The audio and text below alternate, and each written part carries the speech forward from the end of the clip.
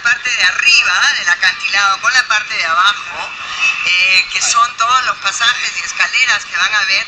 así como el segundo, que son los 3 carriles, la geometría vial, con 2 intercambios, y los malecones inmobiliarios de toda esta zona de la Costa Verde. Esta es una de las inversiones más importantes que se suma a las que ya han hecho los propios distritos, pero dándole una cobertura integral, una sola personalidad a nuestra querida Costa Verde. Este gran proyecto beneficiará a más de 6.000 vecinos de Magdalena y San Miguel. También busca rehabilitar 115.000 metros cuadrados de pavimento en unos 4,5 kilómetros,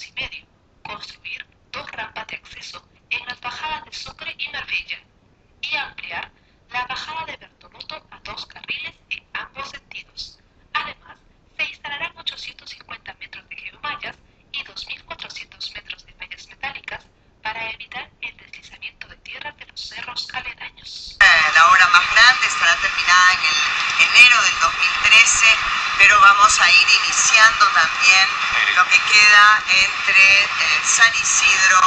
y Chorrillos, que es, con eso terminaríamos ya todos los 14,5 kilómetros de la Costa Verde. La finalidad es lograr el disfrute de todos los ciudadanos en una Costa Verde